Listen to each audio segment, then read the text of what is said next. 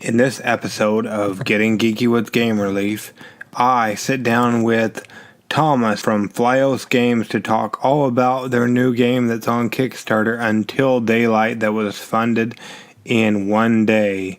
So you don't want to miss that. So hang on until after Kickstarter Corner to hear all about that, as well as some of the qualms they had with their first Kickstarter in running it and choosing manufacturers and why you should pick a pretty good manufacturer as opposed to a not very good one. Kickstarter Corner will bring you 6 great games that are currently on the Kickstarters. Let's get on with it, shall we? This episode of Getting Geeky with Game Relief is proudly being powered by TradeWarz, a game of kings. The Game of Kings is a 5X empire building game in resource management, strategy, and military might, where you zealously need to rule. Don't know why it's a 5X game?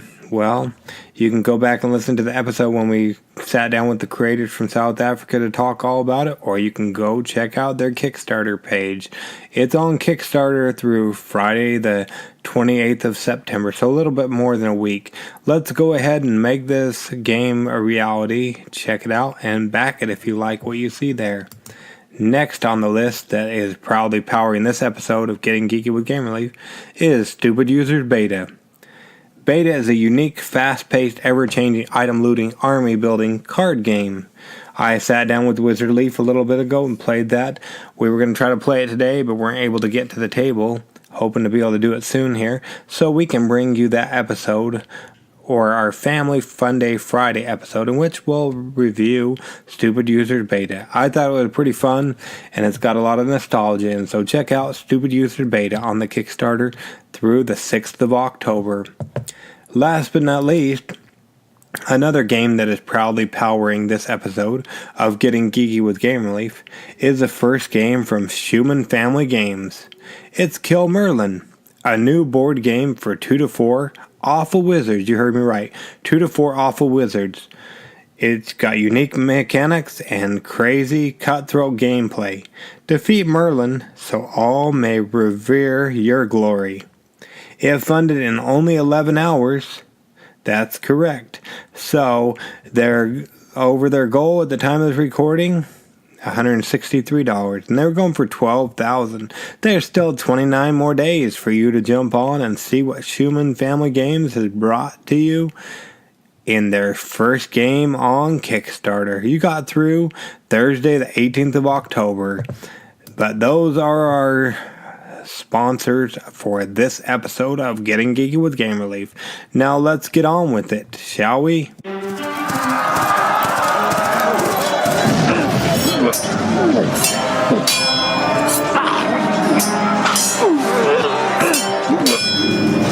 Getting Geeky with Gamer Leaf, the podcast in which one man strives to level up his geekhood and helping you do the same, one battle at a time. Now, let's get geeky with Gamer Leaf.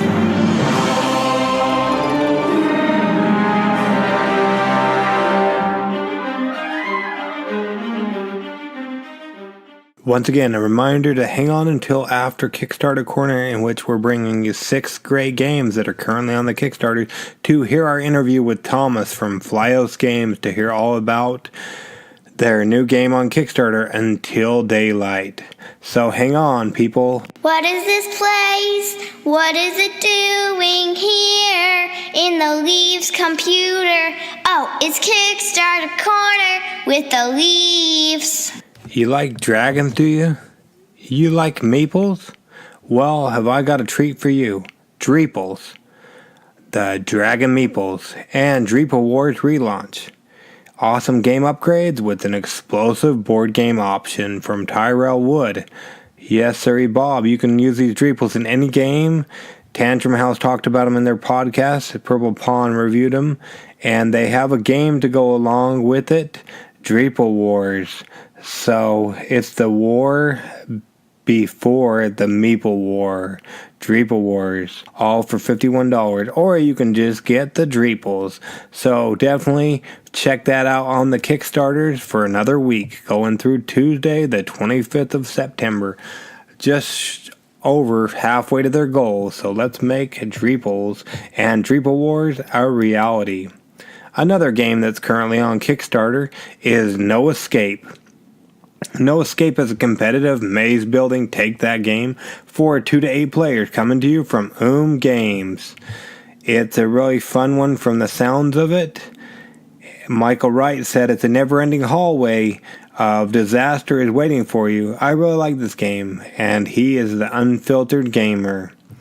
This game you have about 8 days to go ahead and back this, as it ends on Thursday the 27th of September.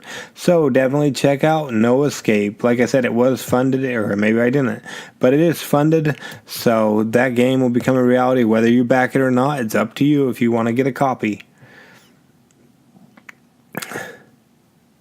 Do you like trains? Did you listen to our episode on Monday? Well, if you didn't, go ahead and pause this. We'll wait for you. Thanks. What did you think? You liked that episode? Well, the next game is Cabooses in the Corner, that episode you just listened to. Yep, Cabooses in the Corner is still on Kickstarter. All aboard, get train cars on track for departure by building trains from caboose to engine. The first to play all of their cards wins. Can you win this game? This game is proudly backed by the Leafs on the Kickstarters. You got 12 days to go ahead and back it. It goes through Monday, the 1st of October. So definitely check out Cabooses in the Corner and make this game a reality so you can make your own trains. Next, do you hang your kids' stuff on the freezer still? If you do, you probably use magnets. You probably like to play games. Why not combine the best of both worlds in Magnets the Game? You heard me right. Magnets the Game. It's a tabletop dexterity game with magnets. It's the marbles of the 21st century. We probably have a copy waiting for us, so hopefully, if everything goes accordingly, we might be able to bring you a Family Fun Day Friday of this game before the campaign finishes up. And that finishes up on Thursday the 4th of October. So you got a little bit over 2 weeks to go ahead and back this and make it a reality. It sounds really fun, and get this. I sit down with Jeff, the creator of it, this coming Friday, or tomorrow in fact, depending on what happens with Family Fun Day Friday. So you'll want to make sure you're subscribed to the podcast so you never miss an episode again. But definitely check out Magnets the Game, the marbles of the 21st century. Next, from Weather Gauge Games, is Congress the board game. It's a negotiation, bribery, and social interaction game inspired by American politics.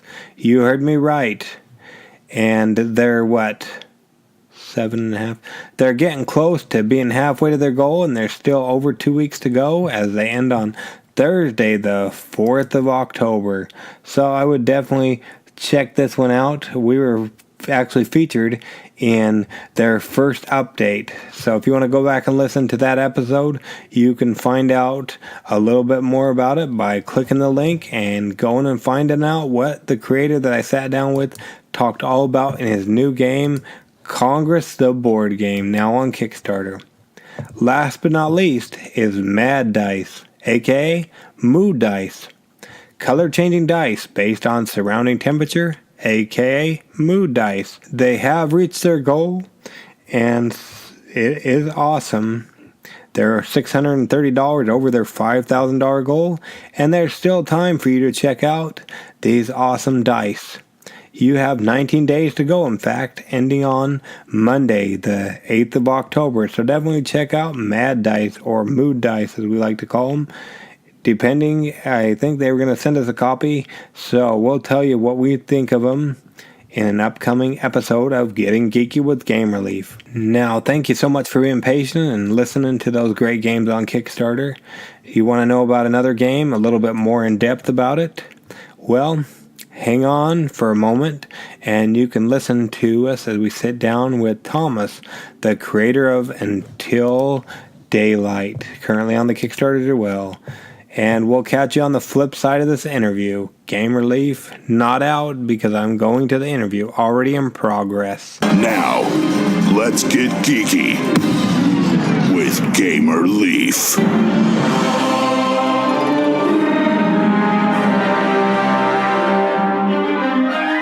The world has sunk into chaos. The infected have one goal, and one goal only: to devour Barrow, and preferably yours. Sensitive to sunlight, they don't come out during the day. However, a terrifying night is falling, and dawn is nowhere near. In this cooperative 3-6 player game, you will play as one of the 6 unique characters. Each of them has its advantage and drawback that will influence the course of the game. Your comrades and yourself must unite to try and survive 10 rounds of terror. Good luck with that. Each round consists of 2 phases. You start with the search phase, which is subjected to a random timer.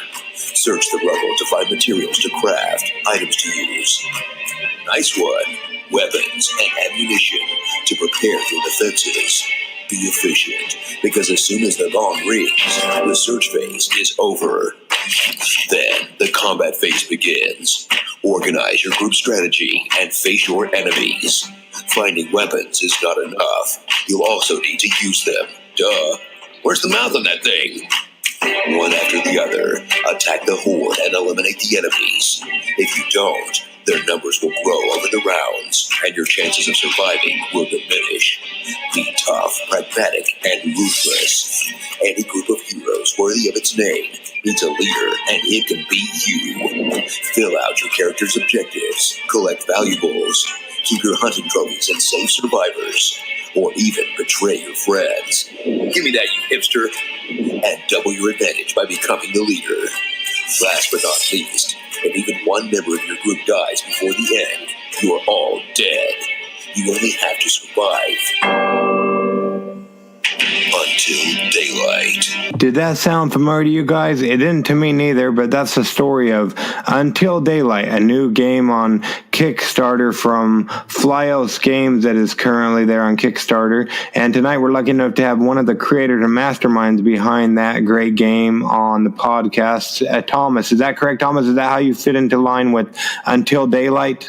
Yeah. We're both the mastermind on it. We're 2 old best friends that are actually always loving board games. So we worked it all together. There is no mastermind, or maybe an evil and a good mastermind. Where do you fit in line? Are you the evil or the good mastermind? No, I'm the evil one, actually. I'm always the one to put some tricks and stuff there. Oh, there you go. That's awesome. Now, before we get into your evilhood and everything that is Until Daylight, let's rewind a little bit. Before you started creating games and whatnot, we don't have to go back too far, but maybe we do. How did you get into playing tabletop board games and whatnot, Thomas? Oh, since forever. I've started play as an introduction game Yahtzee when I was 6 years old with my mom, and then I moved on when I was in France to more specific stuff, more RPG game when I was a teenager, especially on Warhammer, Cthulhu games, Vampire the Masquerade. I've played this for 1,000 and 1,000 hours. More recently, we've played a lot of Q18, our first game, of course. Zombicide, Zombie Dice, Catan, Ticket to Ride, Seven Wonders, yeah, that kind of thing. Okay, so besides Until Daylight, do you have a favorite current game? So yeah, I'd say Bonanza. It's a bean game, resource management kind of thing. It's kind of old, but it's you're playing with the odds and probability. So if you want to get that kind of result, you need to acknowledge the fact that if someone used those cards before, so you have to remember things, play the odds, and it's kind of a bargaining thing with the other players. So yeah, I'd say Bonanza. Okay, being a designer and all, especially an evil mastermind, what would be one thing you would do to make Bonanza more of an evil game, I guess? That's a tough thing to do. One of the things that we try to put into Kibooses and into Until the Light, it's kind of a take that mechanism, kind of the cards that you can betray your friends, you can trick them, not in an evil way, but more in a kind of I want to disturb your train of thoughts. I want to disturb you. So maybe something like this. Okay, awesome. And like you were talking about, word on the street is you guys have a new game on Kickstarter. What can you tell us about Until Daylight, Thomas? Wow, it's been a year of effort, playtesting, fine-tuning. We've playtested it maybe more than 200 times with 60 different strangers, family, friends, professional. We've been to the Gen Con with it to talk about it, to play test it.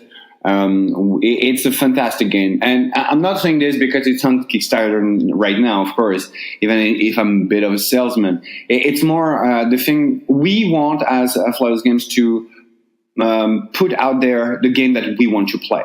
And for Kibooses, it was our first game, and it's a family fun game, something quick and dashy, and that you have a lot of fun with, a lot of suspense, and you go back and forth, and it's speed, it's fast, it's a lot of fun. Until the Light is more kind of a strategic kind of thing, and we wanted to emphasize that onto Until the Light. It's something that you need to play the odds. You're not going to be lucky all the time. You need to cooperate with the rest of the group because it's a cooperative game. And if anyone dies, the game is dead. So you have to work with them all the time. But there is always the mastermind behind this that always acknowledge the fact that in terms of a post-apocalyptic zombie society, what betray people is basically the ego and the human thriving to survive. Sometimes you do dumb stuff, you do bad stuff. You can see that in the regular TV show that we have that are, of course, very famous. Most of the player that dies, it's because they did something dumb at a very dumb moment, a very important moment. So we've included that mechanism into the game where all your personal objective is basically against the greater good and the survival of the group. So if you want to be the leader of the group, there is a different story, but the most effective and the most fast route to do this is basically to kind of seemingly betray your friend at a bad moment, but not kill them, not take over things. But you need to acknowledge that human in society always look for the survival, and sometimes it's not good for the greater good of the group. So it's a co-op game, but sometimes you might do something stupid and end up getting everybody killed. Yeah, exactly. You have to survive 10 runs of terror, where basically you use a companion app or an hourglass. If you don't have any smartphone, that's fine. We thought about you guys. And basically at the end of the timer of the hourglass, the person that was actually searching rubbles and trying to gather some loot and inventory, if you get caught by the end of the app, which is random, or the hourglass, you're going to be the one to receive the next wave of infected, which they are different kind. Basic one, wanderers. They're very frightful when there are a lot of them. There is a more brutal one. They're the brute. You need to do a headshot to kill them. And there's 3 monsters. They're like cathedral of flesh and horror. And yeah, you need to coordinate your efforts as a group to get rid of them. So basically after that, you need to gather the strategy, to think about things. But the search phase, because there is the search phase and the combat phase. The search phase is something that you cannot completely plan what's going to happen. You can have some bad things, good loot. You need to exchange things. You need to make sure that everyone has all the ammunition and all the rubbles necessary to actually be able to survive the next round.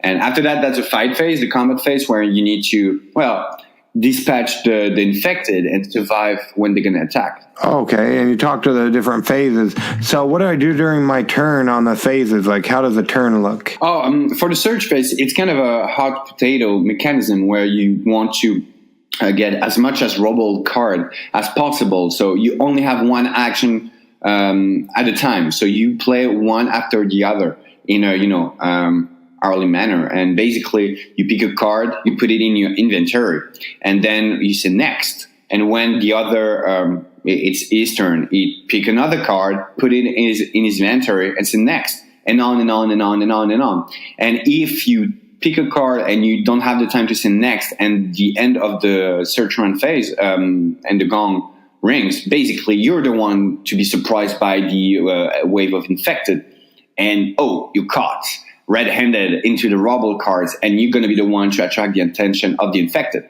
Then begins the action phases, where basically you're going to attack. You're going to attack people. You're going to attack the infected, try to get rid of them before they actually try to kill you. Thing is, you kill them one after the other, kind of in a corridor kind of thing, where you need to make sure that you have everything required to dispatch them, and that could be a challenge depending on the kind of enemy that you have in front of you. You said you're a little bit biased as being your game and all, and you like to play it. So per se, they want to see what some other people thought about it. Are there any reviews out there? Of course. A lot of them. First, of course, there's the public review. We've been playtested it with more than 60 group of strangers, and at my place, at convention, at Gen Con, pretty much everywhere. We try to make it the more inclusive possible. So sometimes I was looking for very weird and odd group just to have their feedback on this, because you cannot only play with alpha players very passionate about reading the rules. You need to acknowledge every kind of players that you have in front of you, and most of the time it's very, very disparate. You can have someone that's not paying attention, you have someone that is very involved but not leading, there is a leader that is not paying attention to the emotion of the rest of the players. So you gotta put your game into different position and situation where things can be different, so you can learn more about how it was received. And every single time it was a success. Every single time I was seeing pretty much the same thing, people that were looking for the hidden secret objective as players doing something very terrible at a very terrible time just because it was so damn laughable and they want to do it. And I don't care if you want to do it or not, but I'm going to do it. And then it's kind of a mayhem and chaos, and everyone is laughing. And there is this despair when you see the wave after wave, the infected is getting more numerous, the wave is bigger, and you kind of overwhelmed, and you need to find a solution as a group. So you have that search phase where the tension is really high, and everyone is focused and on the edge of the seat. And that's what, for example, Brawling Bros was talking about. They were on the edge of the seat all the time. And this is the kind of reviewers, Brawling Bros, where you cannot pay the review. They're not here to preview your game. They're reviewing it. So if they don't like it, they're not going to say anything about it. They're not going to give you back your review. They're not going to talk about it. They're very, very fair. So if that kind of very high level of reviewers actually tell you your game is amazing, and they're pushing it on their social media, and they are, reviewing and saying that it was one of the best experiences they had, well, it's worth its salt, basically.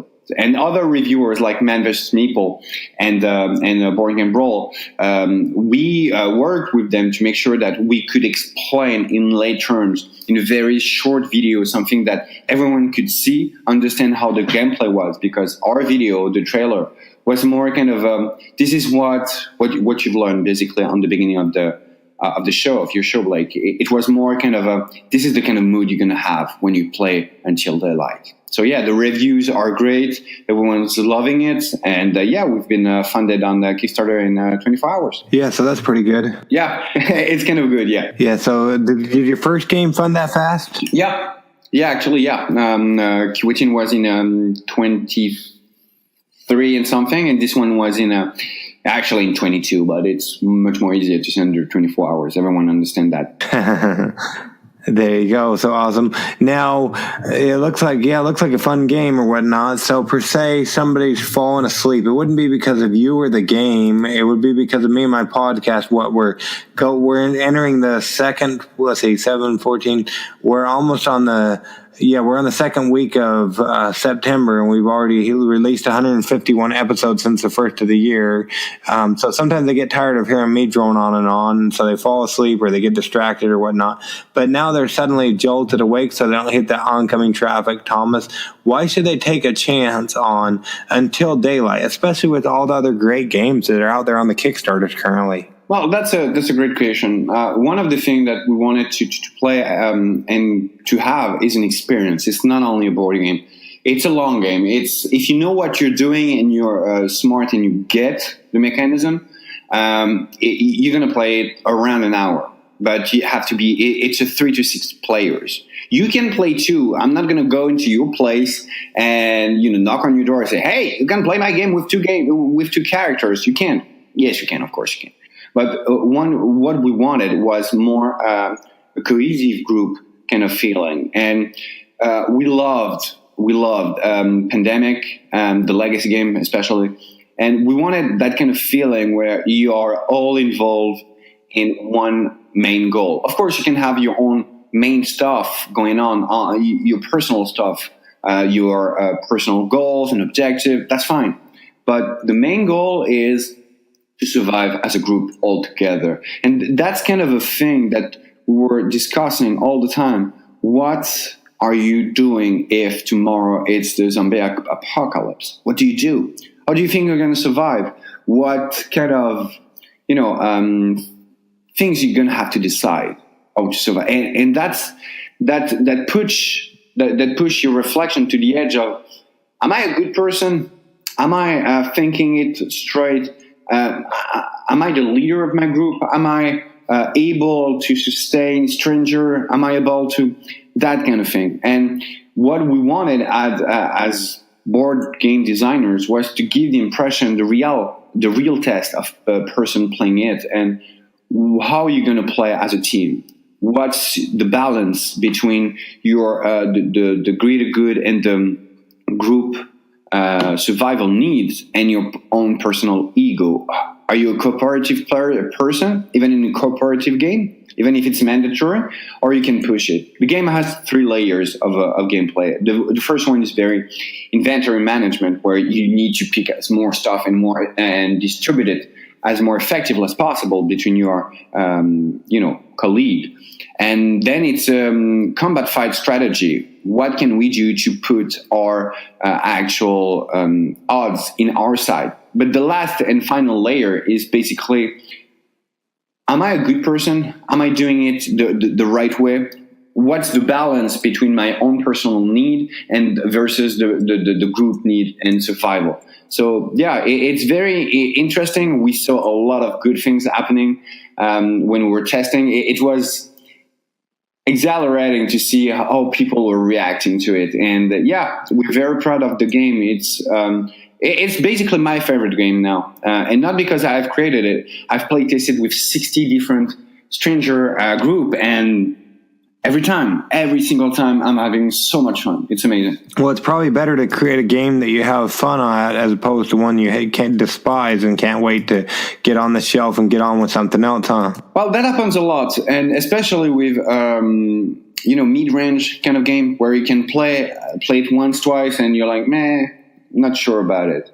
Yeah, but you actually paid $40 on that. Are you sure you're just going to discard it? We wanted to have something more affordable. That's why the game is 39 Canadian dollar. So in the US, it's dirt cheap. It's like 32 or something like this. And we wanted to have something that everyone can actually grab. There is 2 kind of pledges. The basic game is 59 Canadian dollar, and the big pledge is 99. But for this, you have the deck holder, you have the play mats, you have the art books. There is a comic book. We are doing it with the stories of the characters. There's a dice satchel. There is a poster. Like you got it all. If you had all the add-on one after the other, it costs $140, I think $135, $140, but you paid $99. So you have a substantial discount and you have everything. The app coming with it is free. So yeah, it's worth it. There you go. And it looks like at the time we're looking at getting stretch goals. We're going toward what's the next stretch goal you're going for? That's amazing. Actually, we paid our illustrator upfront for this. So the stretch goal is going to happen no matter what, because that's one of the things that we want to make as a group, as a community behind Kickstarter. One of the things you have to understand is Kickstarter is not a shop. And when you're putting your money on a project, you're not giving it to a corporation. You're not giving it to someone in an office. You're giving it to me, my friend, my best friend, my co-founder, our family, just to make it work a little bit more time so we can make you another great game. And we're learning path after path. And one of the things that you need to understand is every single pledge that you do, we see it. We are thrilled by it. Every single thing that you do on Kickstarter give us hope, give us joy. And it's not something that we can just push it like this. It's very, very, very deep. So we want to give back to the community. And the stretch goal is basically to have all the backers together. And we do a Kickstarter live. And we design a basic infected, a wonder all together with the rest of the community. So if you want to have something more kind of a cat zombie, you want to have a wolf zombie, you want to have a bear zombie, well, if everyone decides to go that way, maybe it can happen. Of course, we have our own universe, and we don't want to have kind of a clown or kind of a, something very trashy or something like this. So we put a hold onto it. But you have your word on what's going to be the next infected. You're going to be the community deciding what it's going to look like. What's the theme about it? And then the illustrator, Ben Bosho, which is a tremendous and an amazing illustrator, is going to work on it. Or his wife is going to work on it as well to put the color into that wonder. So the first stretch goal is going to be this. You pledge the game, you go into our Kickstarter Live that's going to happen when we reach it, and you're going to be the one voting and deciding what the next infected is going to be in your game that you're going to receive in May 2019. So now I don't have to ask. He had said May 2019, so that's good. Yeah, we have everything lined up. We're working with the best manufacturer at the moment. Well, not the best. It's very impossible to say that. And with Panda GM. They're amazing. They're not only amazing in terms of quality and price. That's why the game is so dirt cheap. It's because they know how to cut costs where it's not needed and when we can put our maximum effort here and there. But they're also great game designers. They've learned a lot from the different projects that they have, and they were able to guide us as a manufacturer and game designer are, this is what we should do. Did you think about this? Wow. And our mind was blown. Like, we didn't know we could do that. And boom, the complexity and the game character and the component assets were jumping off the roof. So we're very proud to work with them. And you probably used them last time, I imagine? Well, our first game, Kiwitin, was not homemade. When we started working on it, it was more kind of a challenge between Gary and I to work on this. We just wanted to make a prototype. We had an idea of game in mind, and we just stopped for a second, think about it, and say, you know what, even if we can only do the prototype, we're going to be proud of to have something that was in our mind on our shelf. And since then, the dream became more than reality. We have Kiwitin produced all over the world. We were able to sell them in Australia, New Zealand, Canada, and now there is 3,000 actual real people playing Kiwitin all over the world. So there was of course, it was a first project. So we had to learn here and there. Oh, okay, we can do that. Ooh, okay, we should have been more careful here and there. So that's why we jump into the next level of manufacturer, because we don't want cut corners. One of the things I've learned, especially with QA and in general, is there is nothing more expensive than working with amateurs. You want the best. That they're not pricey for no reason. You cannot have quality without price.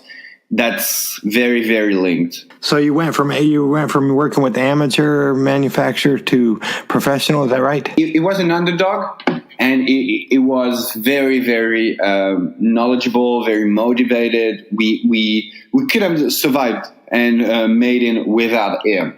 So it was nothing. There is nothing to be ashamed of. There is nothing to change. We wouldn't change it if we could go back into the past. We would be doing the same thing. But now we are at a moment where we want to go and eat the big leagues, and we got to go with the big leagues player. That's basically it. Well, yeah, we got a lot of listeners are game creators and whatnot, from what I've heard. So if somebody's like creating a new game and they're looking at getting it produced and whatnot, any advice you would give to a first-time creator, Thomas, on finding a manufacturer? It's going to be, we're not going to brag. We're not going to say anything like believe in your dreams. Yes, of course, you have to believe in your dreams. You have to have a very, very specific deadline, very specific plan in head. It's very complicated, and no one's going to hold your hand. No one's going to be there to support you. No one's going to be here to tell you what to do. It really depends on your own capacity to work through and, to take a hit and keep moving forward. Like Rocky used to say, it's very like this. It's not how hard you hit. It's about how hard you can get hit and keep moving forward.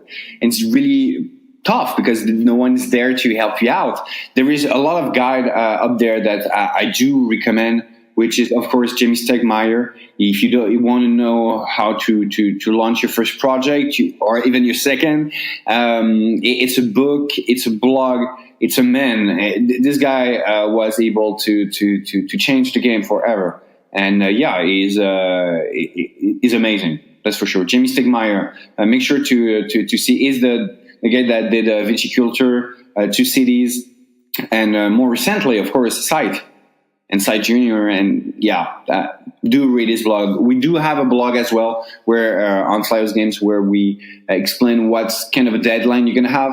But basically, it's do your prototype, test it, make it work. Find a manufacturer, not a yes man. Especially in China, you don't want someone that say, yes, we're going to be able to do it.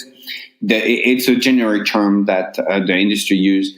You want someone that challenges you, that say, no, you shouldn't go that way. Someone that has enough experience to change it. And then you need to have a wonderful designer to create your campaign. And it has to be so clear. It has to be so pure, something that when you read it, you don't have any question, you got it all. And this is really hard to do because you have to understand how UX, UI, design, infography works. And you have to pay your resource for this. You have to pay your illustrator. You have to pay your colorist. You have to pay your 3D modelist. You have to pay all that stuff up front most of the time, because if you don't have anything done by the end of when you put your Kickstarter campaign, then no one's going to back you. So it's kind of a hard. The first game is going to cost you a lot. That's for sure. Yeah, there's so many different facets when you come and put something on Kickstarter. That's for sure. So that's some great advice. I appreciate it. Thank you. And we'll make sure we leave links in the show notes. You talked about Jamie Stegmaier, and you talked about you have a blog as well. So that's awesome. Now, you may not have had time because you're busy with the Kickstarter to listen to any of our episodes, and that's okay. But the next portion of our show is called Adventures in Application Acquisition, where we talk about an app, be it for your cell phone, your tablet, your computer, or even a video game. And it doesn't even necessarily have to do with tabletop board gaming or anything like that. But is there an app you use a lot of that we can talk about for a moment, or an app you've used previously that we can talk about? Yeah, I recently actually deleted 9gag on my phone because it was too much time consuming, and now I'm much more, I've always had some accounts, but Reddit. And I think that this app is connecting me to a lot of community and subreddit, and I can actually have something curated by the users and their different point of view on news, on things that passionate me, like wine testing, cigar testing, box. I'm a huge boxing fan. That's pretty much what I'd be recommending in terms of community, because we've been so isolated by social media that it's hard to have a true conversation, especially on Facebook. The Facebook app and the Facebook in general is losing a lot of users because we're so disconnected. It's more about like and stuff, and there's a lot of fake news. It's kind of hard. I've deleted the Facebook app on my phone actually for quite some time now. I still have Messenger, I still have an account, everything's fine, but I don't want to see the notification. This is drug. Actually, my advice is make sure that your app, the number of apps that you have on your phone, reflects what you are. Make sure to curate it. Choose them with strong choice. Don't be too much drawn to it. This is something that we're going to learn in few years. I think this is my personal point of view, and of course we can always debate it, but make sure that you don't get too much time on this. Connect with people, get a board game. And I'm the one that made a board game with an app, but it's much more to give some unique composing and music on it. But make sure to think about this. It has some weight. Yeah, for sure. So there's the creator, one of the creators, Thomas from Floys Games of Until Daylight, telling you, the one that created an app for his board game, telling you don't be too glued to your phone, but engage with other people. Am I correct in that? Exactly. Make sure that you use them because you need them, not because you're accustomed to it. You don't need to follow the herd. You can pick the app that you want. You don't have to follow everything that is brand new and trendy. You can decide by yourself and connect with people. That we're supposed to have something that connects us, and we are disconnected. Stay focused with your family, with your friends. Do things that you love, and use the tool that make you able to do this. Yeah, I say the same thing. Like they're supposed to connect you, but it seems like we're further apart than we ever have been. Exactly. So for sure. Now, Minus coming there to your hometown, Thomas, to stalk you. How would people go about keeping up with you, or Until Daylight, or any other games you might have coming out later on Floys Games? Well, the best and easiest way to follow us is, of course, to follow us on Facebook, Instagram, Twitter. We're there. But the best way is to get into our website and subscribe to our newsletter.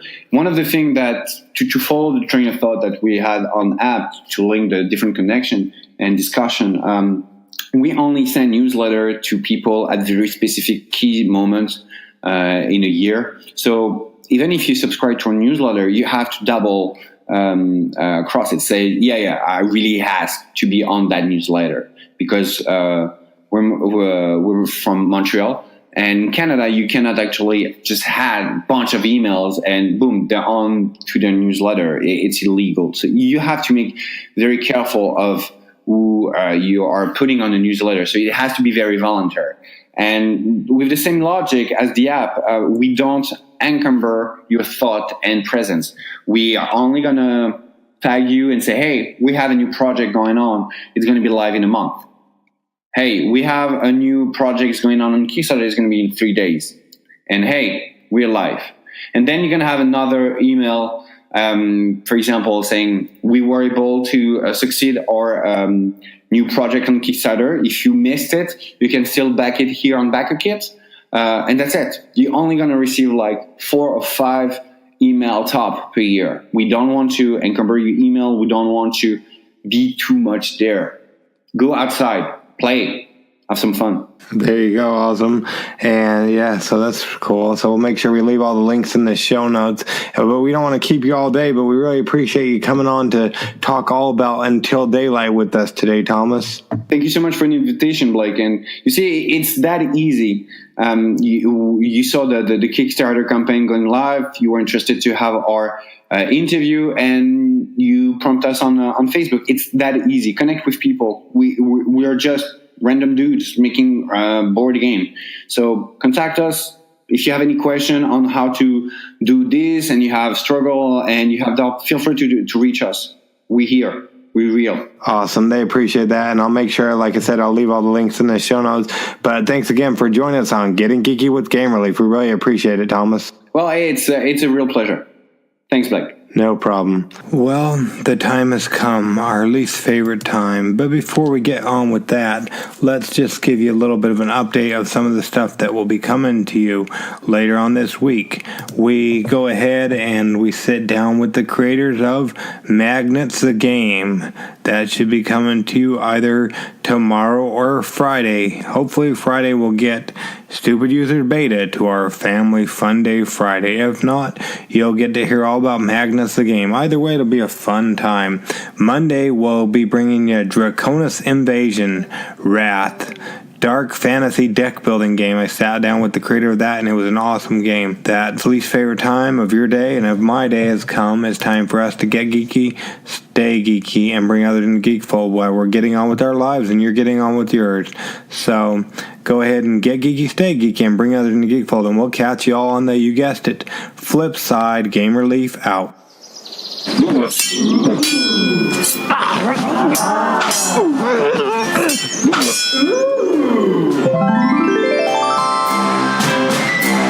Gamer Leaf levels up. Tune in next week to see if Gamer Leaf's luck holds up.